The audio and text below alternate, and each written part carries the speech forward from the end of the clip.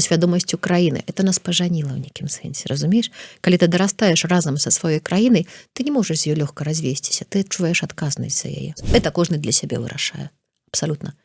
Што я для сябе павінен яшчэ адкрыць? Перад тым, як бы з дзецьмі гаварыць на сур'ёзныя тэмы. Сёння ў мяне такая, заўтра такая, а я, можа быць, вогуле шматгранны, у мяне 5 душ. За 2 дня нация не делается. Это процесс пошука. Соблазняют тем, что они белорусы. И вот там рождается честность. Это не национальная идея. Працягваем шукаць, прамаўляць, намацаваць беларускую нацыянальную ідэю. Усім прывітанне, в эфіры чарговы выпуск праграмы «Ідэя X». Праграмы, падчас якой мы працягваем шукаць, прамаўляць, намацаваць беларускую нацыянальную ідэю.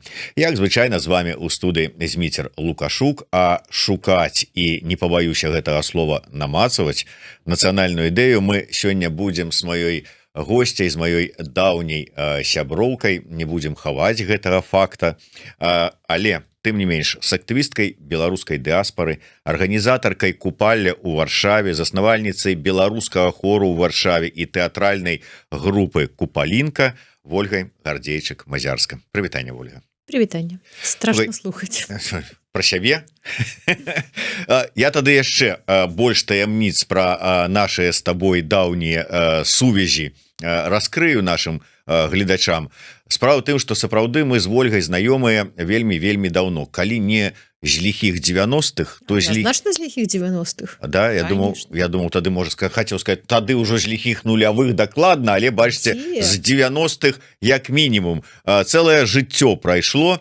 І фактычна ўсё тое жыццё, якое я ведаю Вольгу, яна была вельмі шчыльна завязаная у гэтай беларушчыне, у гэтым беларускім руху, беларускім жыцці, усё, што звязанае ўсё ж такі з нашай нейкай такой ідэнтычнасцю, самасвядомасцю і з усім астатнім. Ольга, расчаравання на сёння няма, што ты калісьці убілася ў гэтую беларускую справу? Та ні разу.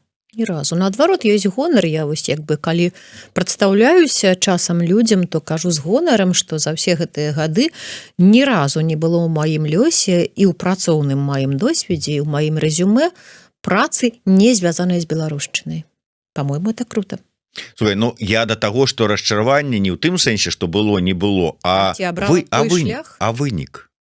Вот ёсць вынік ад таго, што мы тут пашам на гэтую беларушчыну, а как-то не бачна, што раз і яна тут разбуяла на ўсё беларускае асяроддзе. Ніхто ж не абяцаў выніку, калі выступалі на гэты шлях з Міцеры. Мне ніхто не абяцаў, мяне павяло сэрца. Я думаю, што і цябе, і шматлікіх нашых сяброў павяло дзесьці там. Магчыма, каб я выпадкова там не сустрэла тых, каго сустрэла на сваім шляху, да, часам гэта была выпадковасць. Але ўсё адно ты робіш выбар. Ты сустракаеш шматлікіх людзей, ты бачыш шмат розных імпульсаў маладосці.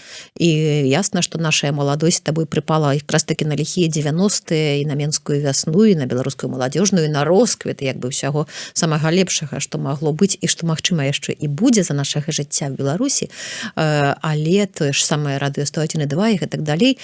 Але я магла выбраць штосьці іншае. Боже ты мой, мне на пачатку, калі я бегала на гэтыя дэманстрацыі, моя рускамоўная сям'я казала: «Улечка, ты же девочка, тебе нужно читать Пушкина, куда же ты побежишь?» Потом стали смеяться: «Барышня-террористка».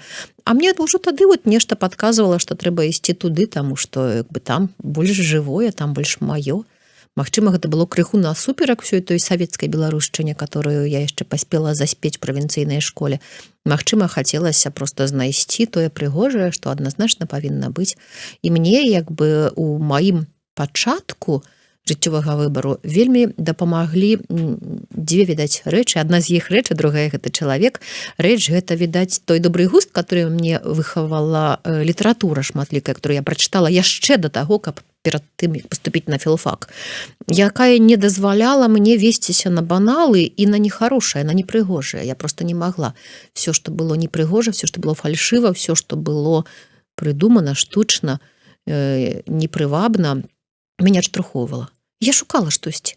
А другая Чакай, так нам же ж так вот столько рассказывали про тое, что все ж самое прыгожее это в великой русской литературе и культуре, это штампом Пушкины, Лермонтовы, Достоевские и вот Чеховы с Бунинами, а тут ну вот это вот лапти, вот гэтая вот пятки то самое заскорузлые и все остальное, вот это мужик-белорус, сівы сам, вот бедны няшчасны. Абсолютно. А ты ў якім горадзе заканчиваў школу? Маладзечня. Маладзечна. А я ў Калінкавічах. У мяне вся гэтая формула буяла просто. Там скажешь слово по-беларуску, тебе адразу абсмяюць, что ты колхоз, да, что нельга сказать пінжак, не дай бог, надо говорить піджак. І каб я не пачула свайго часу, беларускую маладзёжную вечарам аднойчы ў бабулі засядзеўшыся даўжэй, чым трэба на кухні, ў 23 яна выходзіла ў эфір, і каб я не пачула, магчыма, нават і цябе, альбо Алеся Дайнеку, альбо Лявона, альбо Лену Радкевіч, кагосьці, хто на той момант вёў эфір, вось на той, я памятаю гэты вечар, нават гэта быў зімовы вечар, і ў 23 я пачула пазывныя беларускай маладзёжнай, і раптам это быў нейкі прарыў, это быў нейкі партал, который адкрыўся, я сядзела як заварожаная і слухала, это быў, відаць, клас 9 ці 10. І ўсё. І мяне як бы накрыла хваляй і пазней панесла, і пазней як бы я поступила ў Мінск так, яшчэ вось з гэтага вось размаху, про который ты толькі што сказаў, што руская літаратура это наша все. Я поступила яшчэ на расійскі філфак, але там ужо прыйшлі 90-е, выбіраць ужо не даводзілася. І ўжо на першым курсе замест таго, каб бегчы на лекцыі великай рускай літаратуры, я бегла на вуліцы, дзе адбывалася будаванне новага свету. Абмінуць гэта і праігнараваць было немагчыма. Ты ж памятаеш, нас выходзіла до 100 000, которые таксама, як і мы, будаваліся вось в гэтай вось формуле, да, савецкай непрывабнай беларушчыны. Але калі будуецца нешта новае, гэтага не праігнаруеш. Таму да, яшчэ і ў гэтым сэнсе нам пашанцавала трапіць у гэтую матрыцу, калі будавалася твая свядомасць адначасна са свядомасцю краіны. Это нас пажаніла ў нейкім сэнсе, разумееш? Калі ты дарастаеш разам са сваёй краінай, ты не можаш з ёй лёгка развесціся, ты адчуваеш адказнасць за яе. Мы до гэтага вернемся яшчэ, але вось сапраўды я такое пытанне маё стандартнае, але ты фактычна на яго адказала і мяне гэта вельмі ўразіла. Ведаеш, пытанне такое, я пытаюся, што стала триггерам, што вас на гэтую беларускую сцяжынку там вывела, саштурхнула з правільнай дарогі і гэтак далей. Ведаеш, мяне вельмі ўразіла аповед нашага сённяшняга палітвязня Паўла Белауса, які расказаў, што як яны там напрыканцы там навучальнага школы там ці што там ці ліцэя, дзе ён там вучыўся, яны паехалі недзе на прыроду і адзін з выхавацеляў вечарам каля вогнішча пад гітару заспяваў ці то «Тры чарапахі», ці то штосьці вось такое, і чалавека, які да гэтага быў рускамоўны і цікавіўся выключна там якімі-нибудь рускай культурай і рускай музыкай, як накрыла. І вот, ну вот 2-3, то есть вот как бы два момента. «Тры чарапахі», якія пад гітару Паўлу Белавусаву выканаў наш агульны знаёмы Павел Свярдлоў. І то есть вот у цябе эфір беларускай маладзёжнай. Дакладна так. Увечары зімовага вечара у бабулі на кухні у мястэчку Калінкавіча ў горадзе Калінкавіч Гомельскай вобласці. Я заканчивала школу, не ведала, што з сабой рабіць, вельмі шмат думала. Это яшчэ былі часы, калі разваліваўся Савецкі Саюз, не думаць, не слухаць гэтага, ігнараваць было немагчыма ўжо тады. І вось калі, а яшчэ і моя бабуля, которая у мяне татарка, яна казала пра беларусаў непрыхільна. Яе прывез у Беларусь дзед, яна не планавала пражыць тут жыццё. Яна всё жыццё непрыхільна казала пра беларусаў. Яна казала, ну як непрыхільна, не тое, каб не любіла. Яна вырасла, пражыла жыццё сярод гэтай нацыі, але без пашаны. Яна казала, што беларусы кепская нацыя. Яны культуры сваю не ведаюць, яны гісторыі сваю не ведаюць, яны мовы сваю не ведаюць. Я, кажа татарка, я ведаю сваю мову, мне просто гаварыць на ёй няма з кім, але я сваю мову ведаю, я нашу культуру ведаю. І яна мне чытала яму суджалілі і гаварыла па-татарску, вучыла мяне, пакуль у садзіку не пачалі дзіўна глядзець на мяне. Калі я блытала расійскія і татарскія словы, тады бабуля перастала, магчыма, бацькі ей штосьці сказалі. Але вось гэта якраз такі супраціў, да, калі ты ў моладасці шукаеш некага там магчымасці для бунту, і тут тое, што пра Беларусь казалі кепска, тое, што гэтая савецкасць, і тое, што, аказваецца, ёсць некая вось гэтая беларуская маладзёжная, дзе людзі з інтэлектам, з густам, А калі я ўжо пачула Касю Камоцкую, тут уже душачка моя ўвогуле назаўжды як бы пайшла за ёй, і все, і вось як дакладна як за крысаловам, ведаеце, гэтыя пацукі ідуць, вось так і я. Я лётала за ёй з канцэрта ў канцэрт, записываючы на дыктафон, працуючы ўжо на той момант на радыё, записывала все, што магла гэтыя песні, а як іначай падысці да зоркі я ж не магу, так я вось записывала сабе, а потым у хаце хуценька перапісывала гэтыя тэксты, шукала потым па бібліятэках, што гэта за аўтар, што гэта за паэзія, дзе яна гэта бярэ. Як адбываецца гэты цуд? Я спрабавала як бы дайсці да першай крыніцаў, пазней дайшла, але як бы вось тое, што было некалькі людзей, так як у Паўла Белавуса гэта быў Павал, так як гэта робіць, напрыклад, мой цудоўны сябра Сергей Скурат, который вось з гэтай самай гітарай ідзе ў школы беларускія і спявае. І не ўсе, але многія выходзяць як бы адтуль больш беларусамі, чым маглі б, каб Сергей да іх не прыйшоў. То есть тут вось гэты момант да асобы, адзінкі, да, гэтых пасіянераў, которые вось ты заразіўся, заразі іншага. Паспрабуй, прынамсі. Прычым менавіта не абавязкам, не чымсьці там, нават не ўласным прыкладам. Лепш за ўсё, прасцей за ўсё, прыемней за ўсё, прыгажосцю. Скажи мне, ласка, можа ты просто сама спрабавала асэнсаваць гэты феномен. Мне просто склаліся два пазла ў галаве з таго, што ты расказала. Першае, гэта твоя рускамоўная сям'я, бацькі. І твоя бабуля, якая казала, а що это за нацыя, якая не ведае сваёй мовы, гісторыі, культуры. А як вот гэты чалавек, які так разумее важнасць мовы, гісторыі, культуры, выхавала сваіх дзяцей, твоих бацькоў? Хто у тебя, бацька? Так, тата, это мама таты. Бабуля татарка, яна не могла тату навучыць беларускай мове, а татарскую мову і татарскую кухню все трое, таты ўжо няма на гэтым свеце, але ягоныя сёстры татарскую мову ведалі. Ведалі нямецкую, як бабуля, ведалі татарскую. Якраз такі яна, як бы, чалавек інтэлігентны, яна была дачкой дырэктара гімназіі ў Казані, і яна навучыла сваіх дзяцей, чаму магла іх, навучыла нямецкай мове, якую ведала сама ў дзяцінстве, і навучыла іх татарскай мове, прынамсі асновам. І татарскую кухню, напрыклад, моя цётка ў Менску цяпер як бы практыкуе вельмі так, я б сказала, што прафесійна. То бок, бабуля, што магла, то я ім перадала. А все астатняе зрабіла савецкая правінцыя. Савецкая правінцыя не такое можа, гэта той яшчэ бетон.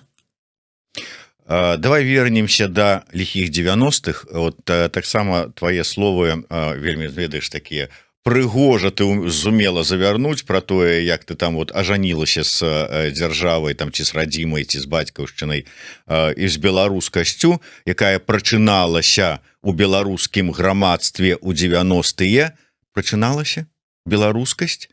Гэта ў тых беларусаў, якія прагаласавалі на рэферэндуме супраць адзінай беларускай мовы і супраць нацыянальнай сімволікі, у іх нешта прачыналася і прачнулася. Ведаеш, мы ж не будзем гаварыць пра масы, да, і заўжды як бы масамі прасцей кіраваць. Я заўжды думаю пра эліты, пра думаючую частку. Мне цікава самой думка, куды яна ідзе, брыдзе, да, і таму як бы я сачу за думаючай часткай нацыі, кожнай нацыі. І думаючая частка нацыі адназначна зрабіла свой выбар, яна ўвесь час яго робіць, і дагэтуль не сышла. Хаця, з твайго дазволу, цяперашніх, я не ведаю, які там далейшы фармат у цябе ў праграме, але я цяперашніх часоў не хацела чапаць у сэнсе пасіянераў сённяшніх. Але 90-е ліхія нашыя, большасць думаючых людзей, якія былі вакол мяне, да і ўвогуле, якія былі ў Менску, я думаю, на той момант, а я была студэнткай і адпаведна належала ўсё ж такі да гэтай, так бы мовіць, элітнай часткі, да, студэнцтва ва ўсе часы і ва ўсіх краінах, гэта частка грамадства, которая вось як бы такая бурліць і задае на будучыню задзел, да, таму гэта важная частка вельмі. І стаўшы студэнткай, я адразу як бы пачала вось усе гэтыя моманты вышукваць, і не было з чаго выбіраць. Было альбо назад, альбо наперад. Разумееш, не было трэцяга. Цяпер шмат дарожанек, да? О, бары. А на той момант іх было дзве, прыгадай. Ты альбо ідзеш наперад, альбо просто стаіш, маршыруеш на месцы, назіраеш, ясна, што такіх была большасць, альбо ідзеш назад. рэтраградствуеш як бы вось у гэтыя савецкія дзялы.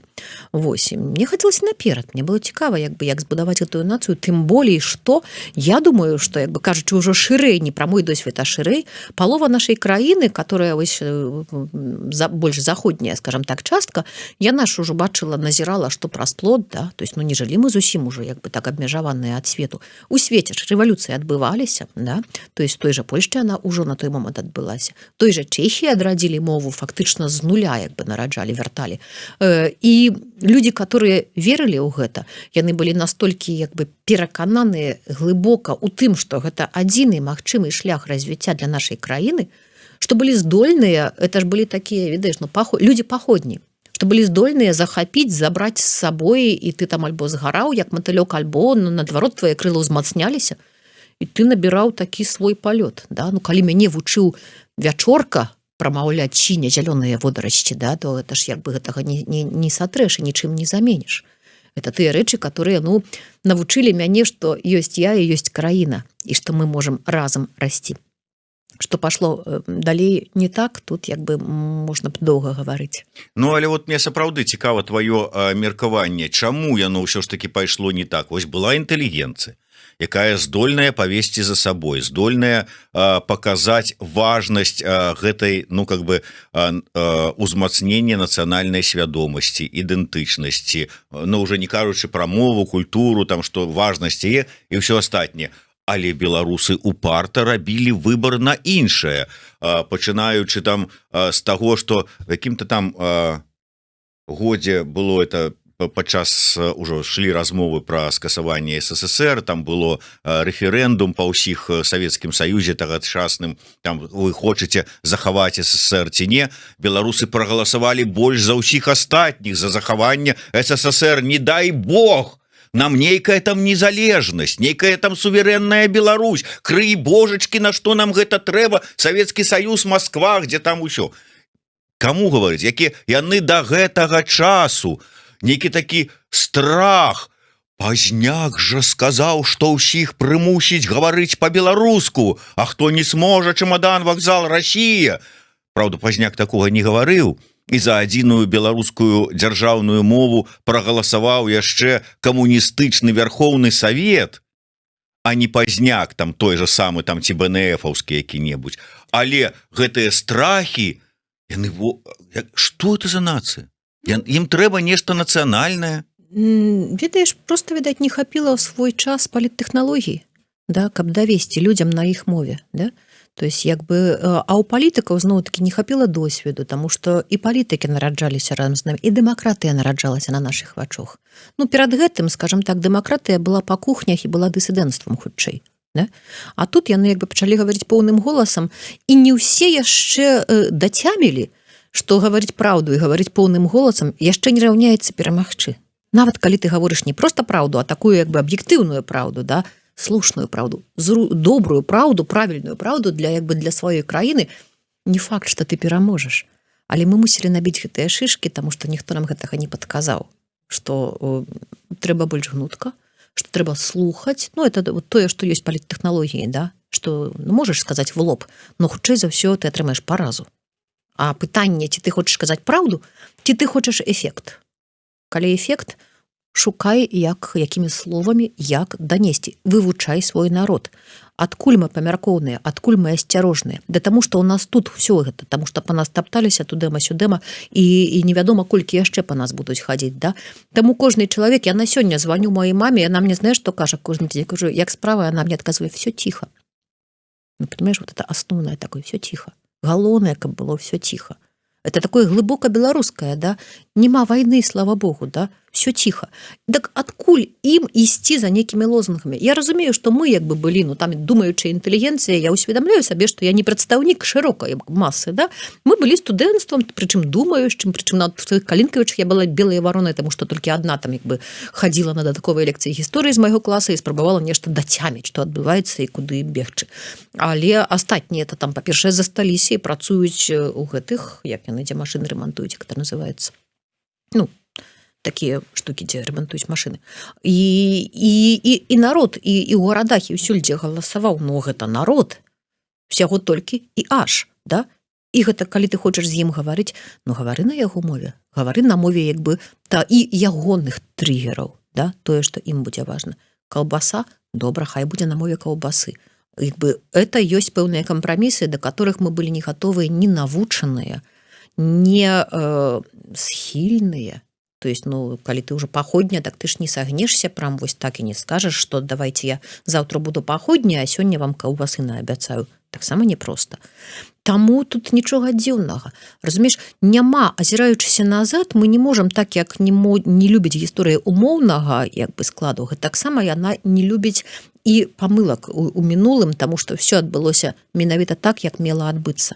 Таму што народ гэта ён такі.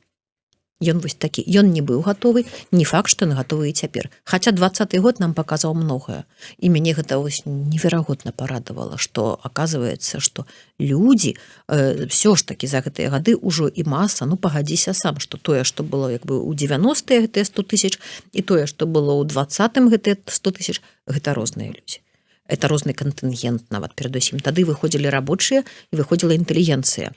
5% інтэлігенцыі і рабочыя, таму што ў іх там не хапала заробкаў, не хапала просто на пракорм. Сёлета выходзілі людзі, у которых всяго хапала. Ім не хапіла годнасці. Ім не хапіла праўды. Ім не хапіла пэўнасці, што іхнае жыццё і іхныя словы могуць мець уплыў. Ім гэта было трэба. Я лічу, што гэта сур'ёзны такі, ну, прям эвалюцыйны прарыў. Ведаеш, ну не ведаю, вот можа быць і правільна, што не хапіла годнасці, не ведаю, як там праўды, бо ўжо з доступам да праўдзівай інфармацыі і ўсяго астатняго, ну, здаецца, хапала. І можна, асабліва ў гэтых людзей, якія сапраўды добрыя там айцішнікі і ўсё такое. Стоп, не блытай праўду і інфармацыю. Інфармацыі хапала. Праўда, гэта калі ты як бы галасуеш і ты бачыш вынік. Ну, можа быць, але паглядзі, калі, да прыкладу, стала зразумела, што вот выйшла асноўная маса 16 жніўня, што, ведаеш, што трэба было? Трэба было, як у 2006 годзе, стаяць, крычаць «Застаемся», а не «Не-не-не, разыходзімся, сустрэнемся праз тыдзень, ай-яй-яй, вусенькі бантиком, и все гуляют, и я гуляю, давайте разойдемся». Это барацьба? На что здатныя такі народ з такой барацьбой? Значит, трэба яшчэ 20 год. Я нічога не магу сказаць. 300 гадоў не хапіла для разумення? Значит, не хапіла. Значит, не хапіла, значит, мала нас. Но все одно паддавацца ж няма куды і няма навошта. Все одно як бы эвалюцыя ідзе, і у залежнасці ад таго, як павядуць сябе людзі неабыякавыя, будзе развівацца і астатняя частка народу. І я табе хочу сказаць, што як бы вось як мне 20 год таму я себе адчувала Маісеем у пустыне, так сёлета я себе адчуваю ў каласкому полі. Вельмі нават і упэўнена, таму што куды не ткні ў любога беларуса, гэта твой ужо. Ужо не трэба як бы вучыць пачаткам, ужо не трэба пра Абдзіраловіча, ужо не трэба ні пра што, все ўжо ясна. Людзі адукаваныя, людзі разумныя, людзі разумнейшыя за мяне, святлейшыя, мацнейшыя. То есть гэтыя працэсы яны ідуць. Вось только ўся праблема тым, што яны ў 20-м годзе прачнуліся і ўжо стаміліся ад этой барацьбы. Яны стомленыя ўжо. Вот ім хочацца ўжо у сваё нармальнае жыццё, а вот это ўсё змаганне, яны ўжо стаміліся. А каму ж не хочацца? Ну, а каму ж не хочацца нармальнае жыццё? Ну, я ж кажу, мяне з 90-х яшчэ прасілі. Яны ж усе сядзелі на кухні, у іх там будым карамыслам, яны спявалі там песні пад гітару. А я выходзіла і казала, а я іду збагацца за вашае дастойнае жыццё. Яны ржалі з мяне. Кажалі, ты чаго? Сядзі вон, спявай, Акуджаву. Хорошо у тебя атрымліваецца. Разумееш, а мне трэба было прарваць гэтую парадыгму і выбрацца ў іншую, таму што я разумела, што, ну, што ад мяне можа нешта залежыць тут. А спяваць Акуджаву можна да старасці, і ты наўрад ці што-небудзь асягнеш. Асабліва, калі не выйдзеш са сваёй кухні. Я думаю, што людзі гэта пачалі ўжо разумець менавіта ў 20-м, калі вось вся гэтая штука спачатку, гэтая салідарнасць агульная, да, энтузіазм, да, эйфарыя, але вось гэтая салідарнасць, да, калі мы там все адзін за аднога стаялі, калі людзі спрабавалі там, да на маіх вачах людзі пад заслаўем кідалі з вокнаў, з балконаў першага паверху, кідалі патэльні, цётачкі, і крычалі хлопчыкі, вы ж зусім тут чортах, бярыце, хоць патэльнямі адбівайцеся. калі Амон пайшоў, ведаеш, чытага гэтыя в шорціках стаяць з каленкамі голымі. Ну, гэта, ведаеш, это многага варта, это дарагога варта. Калі нацыя ўсё ж таки прачынаецца хай паволі, хай на пару хвілін, да? Паднялі векі, апусцілі векі, але гэта ўжо не сцярэш ні з каго, ні з кожнага з нас. Это ўжо нейкі след, который нам не дае вярнуцца, ну вот скажем, умоўна ў 90-е, да, ці ў нулявыя. То есть мы ўжо гэты рубікон перайшлі. Мы перайшлі. Мы там, можа быць, і змяніліся, тыя, хто застаў гэтыя падзеі, а тыя, хто ідуць за намі. Тыя, каму вот там 7, 8, 10, 12 гадоў было ў 20-м годзе. І яны там зараз выраслі і прыйшлі ў свядомасць у гэтай рэчаіснасці, якая для іх, ну вот такая. Яны іншыя не бачылі, і 20-го яны не бачылі. Што яны ўсвядоміць? Слухай, ну два шляхі у нас, да, альбо паддацца, скласці лапкі і сказаць, што ну да, як бы школа супраць нас, ідэалогія супраць нас, і нават атрымліваецца, што кепска адукаваныя масы твайго ж народу, наступнага пакалення, атрымліваецца, што ты з імі не знойдзеш паразумення так хутка. Да, паддаемся, альбо не паддаемся. Альбо не паддаемся і ідзем далей, як бы, і спрабуем рабіць сваё. Просто рабіць сваё, хто што можа. Таму што гэта вялікі боль, гэта сур'ёзную праблему ты цяпер закрануў, і я ва ўсе часы з выключэннем, можа, вось гэтых як бы уздыму нацыянальнага адраджэння ў 90-х, ва ўсе іншыя часы свайго жыцця я кажу, ведаеце, калі быў бы умоўная перамога і умоўны падзел партфеляў, я б нічога не хацела. Міністра адукацыі мне дайце партфель. Таму што гэта ключ. Гэта ключ, калі мы навучым нашых дзяцей, калі хаця б вернуцца, да вось нават цяпер па гэтых пакаленнях, там пару год маладзейшых за нас паглядзець, дзеці, якія ў школе вучыліся па правільнай сімволіцы, па правільных вершах, па правільна падабраных праграмах і аўтарах, яны выраслі у прылічных людзей. Не ўсе з іх навідавоку, але гэта пакаленне прылічных, правільных еўрапейскіх беларусаў, добраадукаваных. І гэта все, гэта вось тое, і гэта сапраўды боль ты закрануў цяпер, што мы не можам як бы вучняў ніяк адукаваць, дайсці да дзяцей. Можам толькі дома на ўласных прыкладах, на ўласных дзецях, альбо, скажем, нейкіх там колах, нейкіх асяроддзях, ну, альбо пісаць прыгожыя кнігі, альбо як бы пісаць прыгожую музыку, што могуць не ўсе. Альбо чакаць, пакуль гэтыя дзеці вырастуць. Урэшце рэшт, ну, тое, што ты цяпер сказаў, гэта ж як бы, ну, і наше дзяцінства, да? Ну, нам таксама ў дзяцінстве ніхто не казаў, дзе Беларусь, як трэба, ну, знайшлі ж мы яе неяк. Вот, дарэчы, цікавы момант про тое, нам ніхто не казаў, дзе Беларусь. Я вот закрану вот гэтую тэму, наколькі беларусам патрэбная незалежная Беларусь. Я прыгадываю, где-то в 19 годзе мы размаўлялі с адным з удзельнікаў беларускага руху яшчэ там 70-е, 80-е годы, і ён мне кажа, ведаеш, чым дысідэнцтва беларускае адрознівалася ад дысідэнцтва таго ж самага краінаў Балтыі. Тым, што беларускія інтэлектуалы, вот это вот дысідэнты, тыя, хто вот, яны заўсёды выступалі за адраджэнне беларускай мовы, за вяртанне беларускай культуры, за падвышэнне беларускай ідэнтычнасці, але яны ніколі не гаварылі, нават не марылі, нават не тое, што там вот, каб не дай бог, не скруцілі там ГБ, нават паміж сваіх, нават тэмы гэтай не ўзнікалі, у іх галаве не было незалежная Беларусь. Ніколі такога не было, у адрозненне ад тых же самых украінцаў, літоўцаў, эстонцаў, латышэй, палякаў тых же самых, якія хацелі вырвацца з гэтага звязу. Беларусы не. Мы вот у межах Савецкага Саюза, беларушчына, але вот тут вот у межах. І як працяг, 23 год, здаецца, мы разам з Памідоравым у такім літаратурна-музычным туры і выступаем у Штутгарце.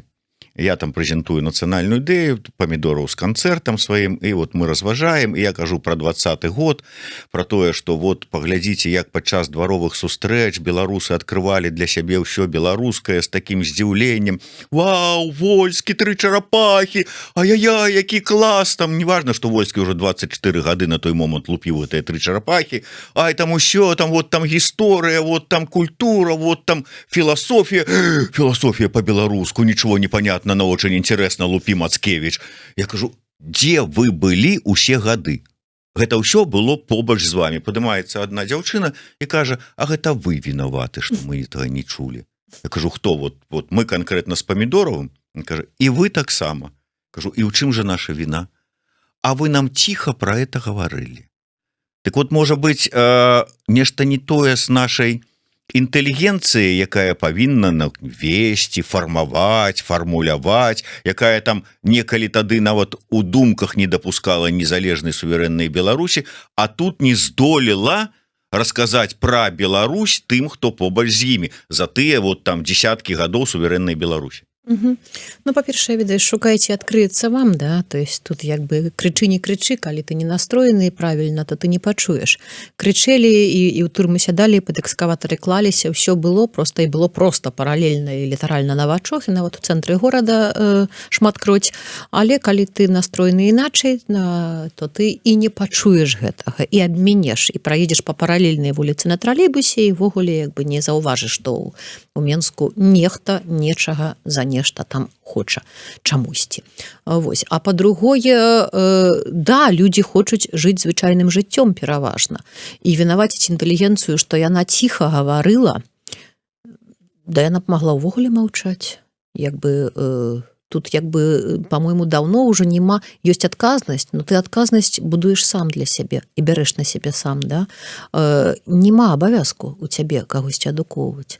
Калі вось я, напрыклад, гэта раблю, я як бы хачу, каб больш людзей ведала пра Беларусь, больш людзей любіла сваю краіну і жыло са сваёй тоеснасцю ў згодзе, то я гэта раблю па ўнутранаму поклічу, а не таму, што я абавязана гэта рабіць камусьці. Таму і голасам кажу такім, якім мне даў Бог, не іншым, не гучнейшым, не цішэйшым. Але, ведаеш, ну, людзі павінны, не павінны. Людзі маглі б думаць крышачку, ведаеш? І тое, што у 20-м, магчыма, ускалыхнула нарэшце ўжо ўсіх, і я, відаць, не ведаю Беларусі ніводнай хаты, ніводнага дому, ніводнай сям'і, праз каторыя 20-й бы не прайшоў і застаўся незаўважаным. Но то, прынамсі, магчыма, гэта стала триггерам абсалютна для кожнага чалавека. А далей ты ўжо думай, куды хочаш направо, хочаш налево. Но я ж кажу, шляхоў не так ужо і шмат насамрэч. То есть гэта тое, пра што мы даволі часта спрачаемся з больш маладым пакаленнем, яны кажуць: да навошта нам гэта яшчэ? Вось зараз мы паедзем у Европу, нам бы ангельскую падавай, нам бы тут. Ясна, што кожны чалавек хоча быць перадусім, як бы жыць звычайным мяшчанскім сваім жыццём, да? Не трэба быць светачам кожнаму, не трэба быць паходняй кожнаму, да, і пасянерам не трэба быць кожнаму. Ты жыві сваім звычайным жыццём, но ты для сябе зразумей, хто ты, да? І перадай гэта дзецям. Всё. Это такое, такі мінімум, як навучыць іх вечарам чысціць зубы, да? Навучы іх, хто яны. А для гэтага, сорі, але нам, савецкім як бы выхаванкам, трэба правесці ўнутраную работу. Пэўную. І ў мяне, ну, як бы, я думаю, што ў кожнага, нават ва ўласнай сям'і ёсць такія пакаленческія прям справы, да? Калі вось ты і твае дзеці, як бы, дзеці адкрытыя, ты ўжо як бы прасунуты, а вось бацькі, напрыклад, альбо якая-нибудь цёця, ну, ты з ёй па-ранейшаму па-расейску, таму што яна нішто ніяк нікуды. Говорит, нас не вучылі. Ну, нас не вучылі. Ну, і нас не вучылі. І гэтую ўнутраную работу, магчыма, старэйшыя пакаленні ўжо выканаюць у адзінкавых нейкіх там вымярэннях, а у такім масавым, але людзі 30, 40, 50, там, ну, не кажучы ўжо пра моладзь, ну, да, пэўную працу трэба правесці. Трэба пашукаць такі ў сабе, што ў табе адгукнецца, гэты партальчык адкрыць, знайсці, падумаць крыху. Мне здаецца, што няма чалавека, который бы не задумаўся хаця б на хвіліначку, а хто я, уласна кажучы, да? Ну і што табе прыйдзе ў галаву? Ну вот калі умоўна ты не Лукашук і не я, да? Што табе прыйдзе ў галаву? Я вот такі, ну, тыпу беларус, а які я беларус? А Бог яго ведае, ну, што там, ну, не русский, не поляк ужо хорошо, да? А все астатняе был не да жыру быць бы жыву, да? Насамрэч, як бы, ну, гэта задача для кожнага чалавека. Вось хто мяне цяпер чуе, я не веду, відаць, Еўрарадыё таксама слухаюць людзі дастаткова прасунутыя, гэта не будзе такі вось да кожнага даход. Але асабліва, калі ты выязджаеш, ну, гэты лакмус пачынае з патройнай сілай працаваць, да? Ты як бы разумееш, што палякі па-польску, немцы па-нямецкую, і толькі ты беларус па-расейску. Да вось і ўсё. Вось табе і адказ. Ясна, што ты не можаш адразу прям з нуля перайсці на мову. Ну, ты зрабі высілак. Ну, ты пагледзь хаця б, што гэта, да? Што гэта за краіна? Ну прачытай, вярніся крышачку назад, прачытай крышачку пра гэтую краіну. Ты сам хутка зразумееш, вельмі хутка, чаму ты гаворыш па-расейску. Да? Помнишь у Шварца, да, я не виноват, нас так учили. Да, всех учили. Но чего ж ты оказался первым учеником, скотина ты такая, да? Ну, то есть, разумеешь, ну, да, нас так вучили. Ну, ты не рвись наперад з гэтым, не вышибай лбом сцяну. Ты просто як бы подумай крышечку, адыдзіся лепш назад і подумай, чаму нас так вучили, і што пашло не так, і чаму я павінен навучыцца. Это кожны для сябе вырашае. Абсолютно. Што я для сябе павінен яшчэ адкрыць перад тым, як бы з дзецьмі гаварыць на сур'ёзныя тэмы. Тут, дарэчы, цікавы момант. Ты прыгадала про аўтобус, тралейбус, які там едзе мімо ўсяго гэтага, ты едзеш па сваіх справах, пакуль там нешта там спрабуюць змяніць. Вот, дарэчы, акурат такі з аўтобусам мне Мікіта Мелказёраў расказваў, як ён ехаў у тралейбусе уздоўж плошчы 2010 года і думаў, що яны там вот павыходзілі, вот нейкія там вар'яты. Сядзелі б дома спакойна. Да. Альбо Яна Карслян, зараз актывістка дыаспары у ЗША, расказвала, як яна ехала у тралейбусе уздоўж святкавання стагоддзя БНР каля опернага тэатра і думала, чаго яны там все с этими нейкімі сцягамі непонятнымі, ну не павыходзілі, шо яны там под этими сцягамі сваімі спяваюць. А потом здарыўся 20-й год. І вот неяк вот і Мелказёраў той же самы, прачнулася грамадзянская пазіцыя, а потым і мова, і Яна Карслян у сваім ЗША па-беларуску і ўсё такое, і сотні тысячы іншых вось людзей. Чаму менавіта 20-й? Вот чаму не раней, чаму не 6-й, чаму не 10-й? Адкуль я ведаю, ну толькі што ён все равно, ён не здарыўся, ён выспеў. Ён выспеў. Праз усіх людзей, которых мы з табой ведаем асабіста, і которые ну, ні в один дзень не спыніліся якраз такі. І не сядзелі яны ціха, і не гаварылі яны ціха, як сказала дзяўчына ў Штутгарце. Яны якраз такі былі вельмі актыўнымі, не пакладаючы рук. Таму, магчыма, і выспеў гэты 2020. Я б тут хутчэй у другі бок запыталася, а чаму не пазней, а чаму мы не замаўчалі гэтага 20-го, а чаму мы яго не праглынулі, а не праглынулі. Выйшлі і хацелі абараніць сваю годнасць. Ужо хацелі, так ведаеш, масава, свядома, і менавіта пакаленнямі, которым ужо не каўбаса кіравала, которымі імі кіравала ўжо як бы жаданне годнасці, годнага жыцця. Тое, пра што казалі, калі ствараўся Беларускі народны фронт, да? Кожнаму беларусу годнае жыццё. Вось. І вось цяпер, вось столькі год нам трэба, значыць, на раскачку. Вось такая мы млявая, прабачце, нацыя, да? Ну, галоўнае... Нацыя. Галоўнае, каб думаючыя былі, ведаеш. Галоўнае, а як даўно мы ўжо нацыя? Не. Не, ну, як бы, як ёсць. Якія мы ёсць, такія мы ёсць. Тут, як бы, не мы гэтае слово прыдумалі, не мы гэты панятак прыдумалі. Не нам яго не адкрываць і не закрываць, да? Ён быў да нас, і ён будзе пасля нас. Мы павінны толькі, можам толькі прыгледзецца да яго, сфокусавацца, паспрабаваць прааналізаваць, да? То бок, нацыя мы, якая ёсць, такая ёсць, але спрадвеку. Не, ну, просто глядзі, мы глядзім пра нацыя-будаўнічыя працэсы, якія адбываліся ў Еўропе, нават вот тут ва ўсходняй Еўропе, і гэта, як ні круці, ўсё адно там 18-е стагоддзе, 19-е стагоддзе, ну, дзесьці плюс-мінус раней, у крайнім выпадку пачатак 20-го стагоддзя. 21-е стагоддзе. Беларусы не могуць разабрацца. Ці яны нацыя, ці яны не нацыя, ці яны беларусы, ці яны рускія са знакам якасці, ці яны тутэйшыя, ці яны яшчэ невядома хто. Трэба ім незалежнасці, не трэба. Куды ім падацца, што ім рабіць? Ну, как бы, такая нацыя, да? Да, вось такая нацыя. Вось такая нацыя. І сапраўды агромная праблема ў гэтым, гэта ў тым, што, ну, ясна, што, як бы, пасіянеры сабе, а дзяржава сабе. І дзяржава не папускае. Яна трымае вельмі моцны наморднік на ўсіх накірунках, куды можа рынуцца свабодная душа ці свабодная думка. Сюль, куды не пойдзеш, цябе чакае альбо арышт, альбо рэпрэсія. Людзі гэта ведаюць, это інстынкт сабакі Павлова, да? То есть ты не будзеш выхіляцца цяпер і яшчэ доўга не будзеш. Таму што не хочаш ні ў турму, ні згубіць працу.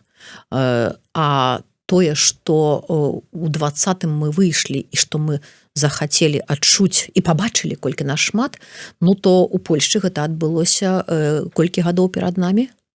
Усяго-то 20. калі прыехаў папа і яны ўсе выйшлі на вуліцы, раптам пабачылі які шмат, а кіруе імі вось такая вось маленькая хунта і пашлі працэсы пачаліся. Значит, Ну, нам это трэба яшчэ процессы пачакаць. супрацьстаяння, супрацьдзеяння пайшлі, а нацыя будаўнічыя працэсы, калі мы кажам, у іх как бы вельмі добра з імі ўсё было і з мовай, і з веданнем сваёй гісторыі, культуры, все как бы ў парадку было. У іх так, у чэхаў горш, ва ўкраінцаў таксама няроўна і дагэтуль няроўна. Так што тут што краіна, то выпадак, як бы ў нашай краіне яшчэ горш, найгорш, але не найгорш, таму што ось, ну, тых же татараў узяць таксама, там гэтую ж мову, расійская ж мова вытаптывала ўсюль, дзе толькі даходзілі яе ногі мясістыя, там як бы і таптала. Таму нічога дзіўнага, што мы на ўскрэку імперыі згубілі як бы мову, тоеснасць не згубілі. Цяжка знайсці беларуса, які табе скажа, што я не беларус. Не, ты хутчэй морду дасць, чым скажа такое. Вельмі можна было знайсці, да і зараз лёгка знайсці. Калі я памятаю, прыехаў нейкую камандзіроўку на вёску, там спытаўся там у нейкага сустрэтага дзеда, як мне прайсці туды, і ён мне так добра па-беларуску ўсё адказаў, на што я сказаў: ой, вы так добра па-беларуску гаворыце, дзед ад перапугу ледь на сраку не сеў. Я па-беларуску, да ты што? Да не ў жизни. Дык а як? На яку? Я па-нашаму, па-тутэйшаму. Тутэйшаму, ну канешне, ну так, ну господи, ну а хто лепш за Купалу гэта сказаў? Калі ты высунешся, табе давядзецца валіць в эміграцыю, што як бы адбылося па факце. Ты ж памятаеш, як заканчваюцца тутэйшыя, да, што вось вот ты выскачыў, стаў янкай здольнікам, шлях табе адзін, да, таму што тут увесь час пануюць вось гэтыя сілы, которые тебе не выпускаюць. Страшна выйсці, таму што цябе чакае, можа чакаць кара, да, можа чакаць рэпрэсія. Таму страшна людзям лепш ціхонечка даседзець і дзецям сваім казаць: ціхонечка, галоўнае, каб ціха было, галоўнае, не высоўвайцесь і можа як-небудзь дабядуем, дагаруем свой век. Да? Альбо, напрыклад, калі мы сямейныя сустрэчы некія ладзім, то я таксама, у мяне сям'я па ўсім свеце, ну, давно ўжо так.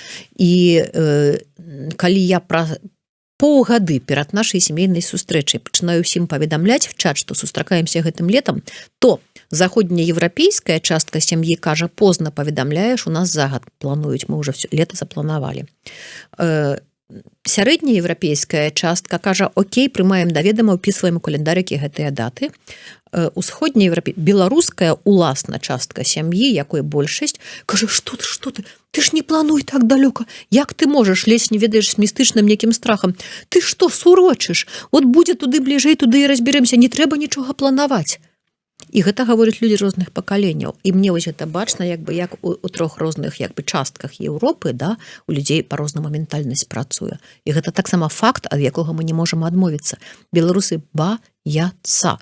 Неважна, як мы гэта ацэньваем, як мы да гэтага ставімся, але людзі з цяжкасцю плануюць сваё заўтра, таму што вельмі мала рэчаў, на якіх мы можам базаваць сваю стабільнасць. Ну, іх вельмі мала.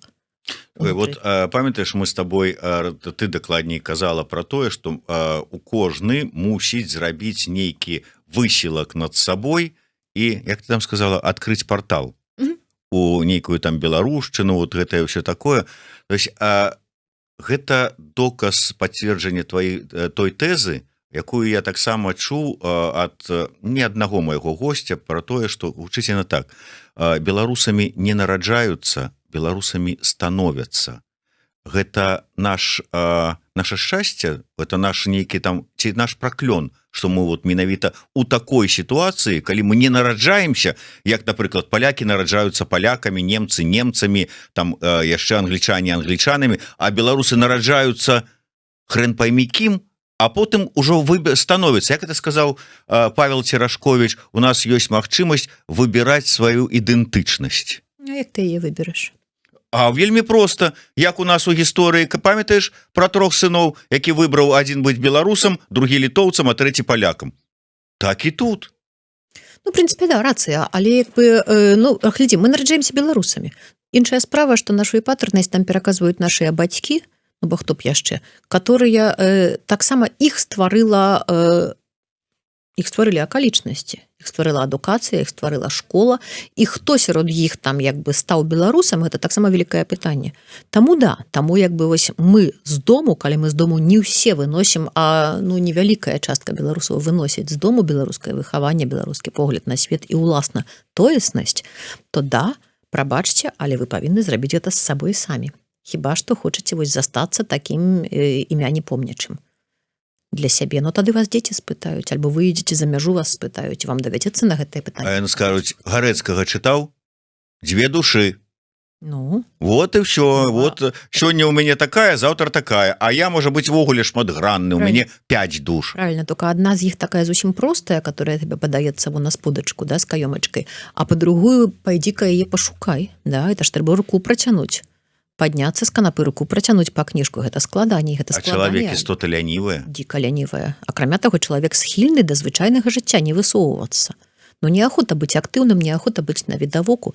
Я сама, як бы у мяне мае ўнутраныя таксама пакуты, таму што я з аднога боку вельмі цаню камернасць і інтымнасць, вельмі не люблю быць публічнай персонай і стараюся не быць, як толькі магу. З другога боку разумею, што робячы што-небудзь, што ты умееш, любіш і хочаш рабіць, ну ты ў любым выпадку як бы прыцягваеш на сябе позіркі, разумееш? А сама по сабе я вельмі як бы чалавек такі закрыты і цаню сабе сваю прыватнасць. Таму я разумею, што прасцей жыць простым звычайным жыццём. Но, ўсё адно трэба штосьці пра сябе ведаць, таму што без гэтага ты просто не пойдзеш далей. Гэта яшчэ раз утвярдаючыся, што як бы калі гаворыш з маладым пакаленнем, да навошта нам ужо гэтая беларушчына, мы ўжо адразу хопся і ў эту ангельскую мову пераскочым, і ввогуле мы матэматыкі. Матэматыкі, да? Ну, толькі потым ты выбітны матэматык, там як бы як палова аднакурснікаў, не аднакурснікаў, а сяброў нашых, скажем так, фізікаў, матэматыкаў, которые з'ехалі ў 90-е ў Амерыку, цяпер у іх там фірмы і так далей, там зрабіліся светачамі, но яны не амерыканскія светачы, яны там уже дацямілі, што яны хочуць быць сабой, яны беларускія светачы, таму што, па-першае, у іх тут засталіся мамы, сябры, па-другое, іх там спыталі, а вы, прабачце, хто? Да? І ты мусіш тут сказаць, хто ты. А калі хто, цябе спытаюць, а чаму, а як, а што у вас так? І ты пачнеш там уже думаць, хоць ты тройчы матэматык, ты адчыніш як бы падручнік гісторыі, альбо Вікіпедыю пачытаеш пра сваю краіну. Таму лепш гэта зрабіць адразу, каб ты просто прыходзіў і сярод людзей быў кімсьці. Гэта мне вельмі класна расказвала, я размаўляла з Ленай Адамчык. Яна фотамастак і жонка Адама Глобуса па сумяшчальніцтве. І яна казала, што калісьці прыехала в Монако і ў нейкі момант расхвалявалася вельмі, таму што там пачалі людзі прадстаўляцца, і адзін казаў, што я там з такога-то графства, я там з такога-то горада, я там з такой-то краіны. І кожны як бы пра сябе расказваў. Яна кажа, я раптам падумала, а я зараз скажу, а я з беларускай правінцыі вёскі такой-то, уже не памятаю, і гэта будзе такая лажа-лажа. Але давялося, таму што ўсе прадстаўляліся, гэта быў нейкі там прыём. Яна сказала гэта і не пабачыла ніякай ацэнкі. Яна не пабачыла ніякай як бы рэакцыі на гэта, ні добрай, ні кепскай. Просто окей. То есть я вось, скажем, з Валіі, а я вось, скажем, з Мядзельшчыны, да? Аказваецца, што гэта можа існаваць раўнапраўна, да? Просто ты і ў гэты момант, яна кажа, і ў гэты момант вось мой партал адкрыўся, я зразумела, што, ёлкі, гэта не таму, што гэта тыя комплексы, якія з намі, да, што я нарадзіўся дзесьці ў беларускай глыбінцы у застенку, і мне пра гэта лепш маўчаць, а яшчэ лепш выпаўсці выкраскасца з беларушчыны і ўвогуле куды-небудзь на захад рвануць. А аказваецца, што ты можаш спакойна пра гэта казаць, на прыёме казаць адкуль ты, і калі камусьці цікава, то яны цябе спытаюць, а як там у вас? Раскажы, а я вось адсюль, а ў нас вось так, а ў вас як? І гэта вось і ёсць тоеснасць, да? А далей ужо ад цябе залежыць, як шмат, як цікава і як ты пра гэта раскажаш. Раскажаш з захапленнем, альбо скажаш, у нас там так, одна карова і на ёй 4 мухі, а ў прынцыпе я там гадоў уже 30 не быў. Можна і так. Ты просто перастанеш быць тады як бы цікавым суразмоўцам. А можаш расказаць вельмі штосьці цікавае пра сваю краіну, таго, чаго няма ў іншых краінах. Ад цябе залежыць.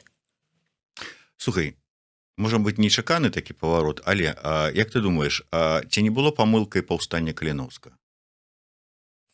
Нечаканы паварот. А што мы можам зрабіць?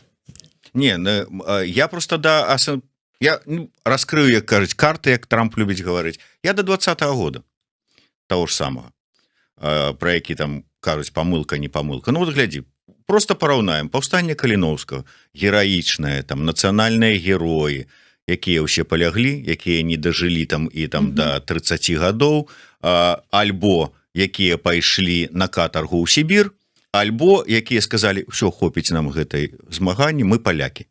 Ты што, не дай Господь нешта змяніць у гісторыі. І ўсё. А калі б яны, не адмаўляючыся ад сваіх планаў, там, беларускасці, там, ўсяго астатняга, заняліся асветніцтвам, мягкай беларусізацыяй, і Каліноўскі б са сваёй дзяўчынай ажаніўся, і ўсё бы это працягвалася, не было б Сібіры, не было б гэтага смерці і закопвання ў Вільні пад гэтым курганом. Как бы, ну, далей бы шлі, беларусізавалі паціху, а так выклікалі прыход царскіх войскаў і рызню. 20-й год. Я да чаго? Я, напрыклад, такую думку я пачуў ад Латышонка Олега. І так вот хто-то ж вот кажа, як бы нам вярнуцца ў 19-й год? Вот, каб вот ўсяго гэтага не было. А то што мы маем? Мы вот сядзім тут. Не выплеснуліся б на вуліцы, да ўсё адно выплеснуліся. Ты б уже не стрымаў народ, уже не стрымаеш, разумееш? Мы ж пра гэта гаварылі, што гэта ўжо наступны этап эвалюцыі, калі ты ўжо выходзіш, бо не можаш не выходзіць, і не за каўбасу.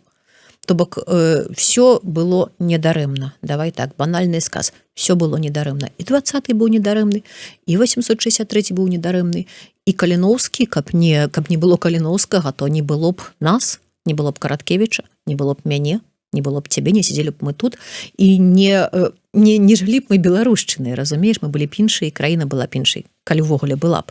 Таму, ну, без пасіянераў ніяк. Магчыма, мы таксама яны. Магчыма, я нават не ведаю, ці мы як бы пасіянеры, ці мы займаемся мяккай беларушчынай.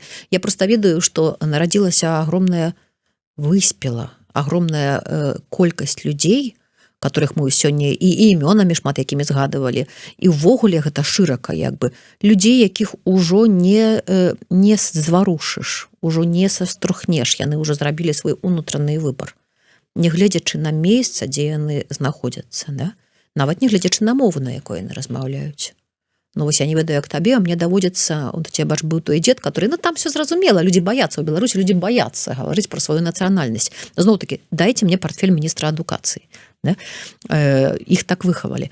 Але што казаць пра тутэйшых людзей, вось, што кожны з ім з кім не пагаворыш, каго вось у 20-м вынесла за межы краіны, то іх ужо не звернеш з гэтага шляху. І калі даволі часта паўстаюць думкі, як бы, і мае такія сумневы і болі, што а ці вернуцца? А ці вернемся, да? Як гэта будзе гадоў праз 20? Вось дачакацца, паглядзець бы праз 5, праз 10, праз 20, ніхто не ведае, да, калі штосьці там і тэктанічныя некія адбудуцца. Але і пераважна, от я не ведаю, зноў такі, які у цябе досвед, да, прычым такіх вось размовах таксама ад суразмоўцаў, што ты чуеш, але мае суразмоўцы кажуць, да вернемся. Добра, вернемся. Ну, хоць сацыялогія сцвярджае, што вернецца чым далей, тым менш, але уявім сабе сітуацыю. Муры рухнулі. І вот беларусы, усе, хто там вот вернуцца, казалі, крычалі, сядаюць на гэтыя цягнікі перамогі, пра якія нам яшчэ 2-3 гады таму любіў расказваць Сергей Чалы. Зараз, правда, ўжо даўно не расказвае чамусьці, але уявім сабе, усе тут паселі, і мы з табой наперадзе гэтага цягніка, выцянуўшы рукі, з нацыянальнай ідэяй у руках, якую мы з табой вот сёння фармулюем, бяжым такія, прыбягаем у Брэст на памежны пераход. Беларусы, глядзіце, мы вам тут нацыянальную ідэю, якую сфармулявалі. Там астатнія, там Вольскі, а я вам тут новых альбомаў паназапісываў, а Лябедька, там, а я вам канстытуцыю новую напісаў, там, а там Аляхновіч, а я вам тут эканамічныя рэформы распрацаваў. А беларусы такія з таго боку, знаете што? Вот дзе вы там ўсё гэта фармулявалі, пісалі, там стваралі, валіце туды. І там з гэтым рабіце, што хочаце. Вы ўжо даўно адарваліся, вы ўжо нас не разумееце, вы жывеце іншай павестачкай, у нас тут сваё, у нас сваіх хапае, і фармулёўшчыкаў, і песнапеснікаў, і ўсіх астатніх. Так што давайте-ка вот мы вот как-то вот самі па сабе. Пытанне? Пытанне, наколькі гэта магчыма, на твой погляд? Ну, слухай, свята месца пуста не бывае, вядома ж, працэсы ідуць і там, і вядома ж, што пад, нягледзячы на тое, што там пад моцным такім ціскам рэпрэсій, страху і гэтак далей, людзі ўсё адно нават не выжываюць і не трываюць так, як нам тут стаецца, яны жывуць. Яны жывуць сваё жыццё не менш каштоўнае, чым нашае жыццё. І таму казаць, што там штосьці вось затрымалася, а мы тут зараз прыедзем і іх выратуем, ну гэта па меншай меры глупа. Я думаю, што калі ўявіць сабе такі сцэнар з мурамі, которых раптам не стала, і то з'явяцца новыя муры, которые за гэты час нарастаюць, ментальныя муры, которые так лёгка з наскоку ўжо не возьмеш. Таму тут трэба будзе праявіць всё мастацтва як бы і далікатнасці, і паліткарэктнасці, і дыпламатыі, каб уваходзіць і вяртацца акуратна, каб не высоўвацца, каб не крычаць. І нават калі ты палітык, то нават гэты палітык, вяртаючыся, павінен агледзецца, паглядзець, а што тут.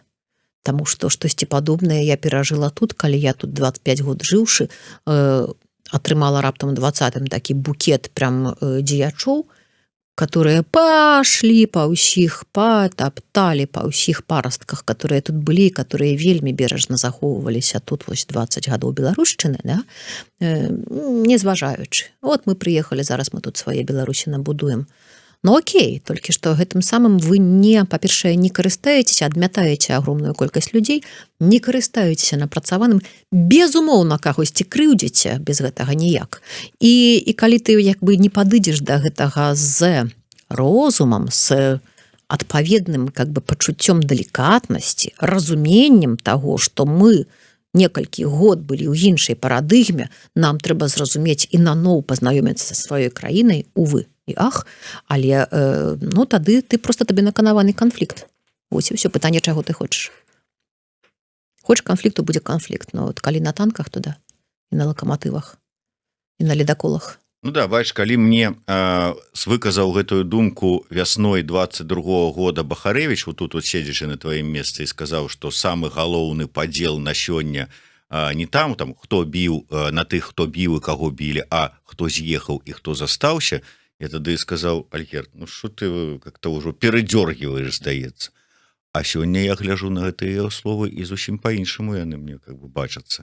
Ну, бо там жыве краіна, а тут жывуць актыўныя людзі, которые хочуць быць у краіне, але не могуць туды ўехаць па прычыне як бы небяспекі асабістай. І гэта менавіта так і трэба разумець, без ніякай ідэалагічнай надбудовы і афарбоўкі дадатковай. Тут жывуць людзі, якіх выкінула лёсам. Да, ёсць і эканамічныя мігранты, давай іх не разглядаць.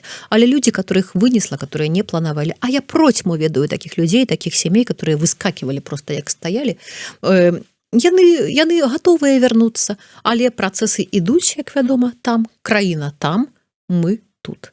Нам, вяртаючыся, трэба будзе праявіць максімум свайго розуму і далікатнасці, каб вярнуцца ў краіну хораша. Каб нам не сказали: валіце-ка вы, адкуль прыехалі. Ну, таму што вайсці стадам бізонаў, канешне, прасцей, і нават і думаючы, што ты несеш разумнае, добрае, вечнае, ну, можа трымаць па галаве, просто і беларусы пойдуць далей спаць. Ну да, каб не было так, як у 20-м годзе, калі прыйшлі і сказалі: вы тут за 30 гадоў ні хрена не зрабілі, хто вы такія, а вот мы сейчас, как покажем. Ну і вось і ўсё пытанне, да, што вот мы і кажам, што альбо ты вучышся супрацоўнічаць, альбо ты прыходзіш як в чыстае поле, як той бізон, і як бы вытоптваеш все, што было да сябе, ўсе парасткі, і пачынаеш з нуля. Ну давайте пачынаць з нуля, кожныя там 10-20 год абнуляць. Ну толькі што тады будзем стаяць на месцы, і тады не трэба дзівіцца і задаваць гэтых пытанняў: так а дзе ж нацыя, так а дзе ж краіна, так што ж мы так галасуем. А мы так галасуем, таму што мы не ўмеем супрацоўнічаць. Таму што нават людзі-пасіянеры не могуць між собку знайсці паразуменне і знайсці таго, што спалучае, таго, што яднае, таго, што абсалютна важна для ўсіх. Гэта сапраўды, вот ведаеш, наша трагедыя не сённяшняга дня, калі ў нас разарванасць пакаленняў ёсць. То есть вот сённяшняя хваля адраджэнцаў зусім не ведае пра тое, што рабіла папярэдняя хваля.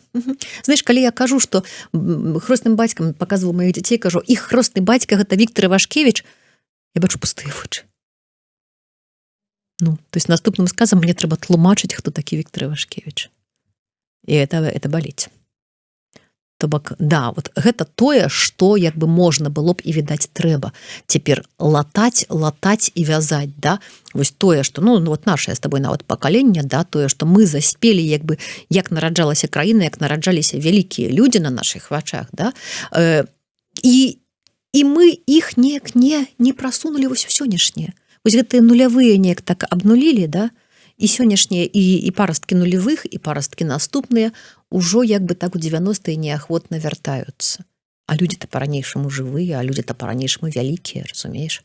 Тыя, хто там, як бы, ну, некаторыя, да, некаторыя там памерлі ці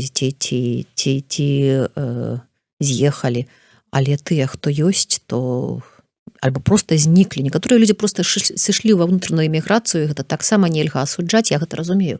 Добра разумею, у мяне была гэтая спакуса некалькі разоў у маім жыцці. Магчыма, я нават рабіла гэтыя, ну, кароткія вельмі экскурсіі ва ўнутраную эміграцыю. Мне просто тэмперамент там не можа ўтрымаць, мне все ж таки трэба неяк працаваць, выходзіць да людзей. Але я іх разумею, не асуджаю. А вось тыя, хто былі і ёсць, і пра іх не ведае сённяшняе пакаленне, вось гэта я лічу, гэта сапраўды вось нам заданне, да, каб пра іх казаць, гэтых герояў. Я калісьці марыла, каб стварыць такі пантэон, я, в прынцыпе, пачала гэта рабіць на Белсаце, но як бы так даволі хутка скончылася пантэон нашых герояў, нашых аўтарытэтаў. Таму што, ведаеш, ты вось казаў пра краіны іншыя, у іншых людзей як бы ім прасцей, у іх ёсць духоўныя аўтарытэты, жывыя.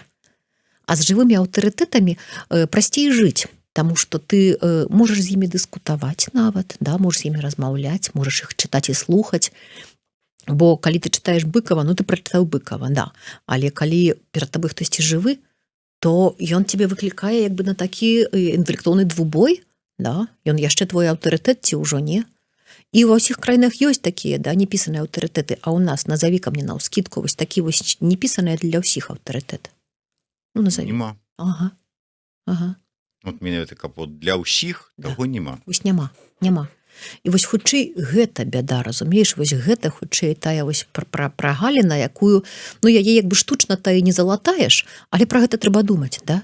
Што у нас ёсць людзі дастойныя абсалютныя, мы з табой іх ведаем, которые маглі б і павінны былі б стаць такімі галасамі нацыі, такімі быкавымі, такімі аўтарытэтамі, да?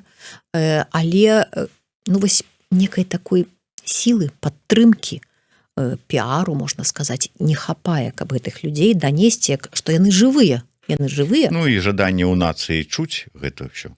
Жаданне ў нацыі, давай дамовімся, няма і не павінна быць. Нацыя жыве сваім спакойным жыццём, такой, ведаеш, лёгкай дрымоты. І няхай жыве, таму што асноўная роля нацыі гэта проста ствараць вось гэтую раку, якая цябе нясе. А тое, што ты ў яе ўжо ўкінеш па дарозе, які там сучок, якое бервяно, якое паленне, вось гэта ўжо як бы да, гэта роля інтэлігенцыі ў вялікай ступені. І таму, ну, не нацыі гэтая задача, это задача прэсы, хутчэй, это задача як бы думаючых людзей, каб хваліць не, скажам, не сябе любімага і нават не прыяцелей, а людзей, которые павінны стаць нацыянальнымі аўтарытэтамі.